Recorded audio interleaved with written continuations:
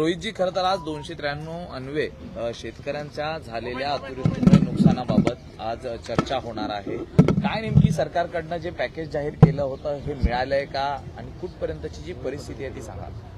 काय झालंय, पॅकेज हा 3 अक्षरी जादुई शब्द अलीकडच्या काळामध्ये लोकांसमोर आणि शेतकऱ्यांसमोर आणला जातोय.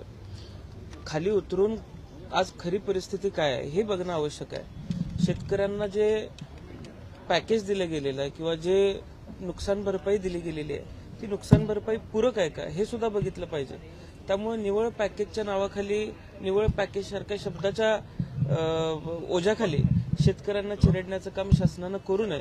आणि त्या उलट आज शेतकऱ्यांची परिस्थिती अत्यंत दयनीय झालेली आहे. शेतकऱ्यांचं जीवनमान उंचवण्याचं धोरण अद्यापही केंद्र शासनाचंही नाही आणि राज्य शासनाचंही नाही. त्यामुळे दूरगामी विचार करून शेतकऱ्याचा विचार शासनानं केला पाहिजे अशी प्रमुख मागणी 293 अन्वये मी करणार आहे. मदतीसाठी केवायसी हे महत्वाचं आहे असं म्हटलं जातं. आपल्या जिल्ह्यातली नेमकी केवायसी संदर्भातली परिस्थिती काय आहे? अजूनही काही लोकांच्या खात्यावरती मदत पोहोचलेली नाहीये. केवायसीची कामं अपूर्ण आहेत, केवायसीची पडताळणी अपूर्ण आहे आणि हे सगळं शासकीय टेक्निकल जे काम आहे ते सुद्धा अपूर्ण असल्यामुळे आज बहुतांश शेतकऱ्यांना अनंत अडचणींना सामोरं जावं लागतंय. आम्ही केवायसीच्या संदर्भामधली मागणी सुद्धा कृषी मंत्र्यांसमोर करणार आहे. खरं तर विविध योजनांची घोषणा तर झाली, मात्र सरकारची तिजोरीत नेमकी परिस्थिती काय आहे आणि त्यामुळेच ह्या सगळ्या मदती पोहोचण्यासंदर्भात उशीर होतोय.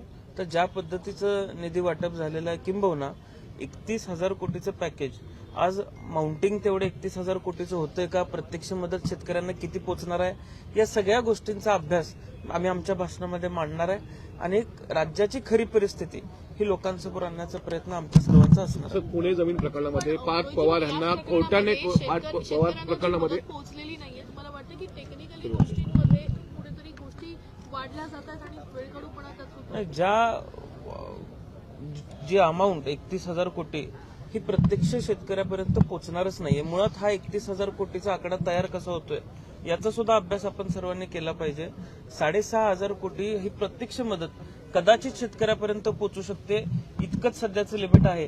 आणि आज शेतकऱ्याची फसवणूक या पॅकेज या शब्दाच्या नावाखाली होऊ नये एवढीच विनंती मी शासनाला करणार आहे. पुणे जमीन प्रकरणामध्ये कोर्टाने फटकारलं असून पार्थ पवारचं नाव अजून गुन्ह्यात का दाखल केलं नाही असं म्हटलेलं आहे. कोर्टाचं काल काय म्हणणं आलंय? काल मला अद्याप त्या संदर्भातची माहिती नाही. मी थोड्या वेळात बघून आपल्याला माझी पण कुठेतरी राजकीय दबाव आहे का केसवरती?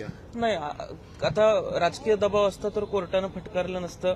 त्यामुळं काहीतरी म्हणणं अधिकाऱ्यांनी दिल्याशिवाय कोर्टानं फटकारायचं कारण नव्हतं. त्यामुळे अधिकारी योग्य पद्धतीनं काम करत असावेत आणि कोर्टानं फटकारलंय याचा अर्थ कोर्ट सुद्धा योग्य पद्धतीने चिकित्सा करत असावं.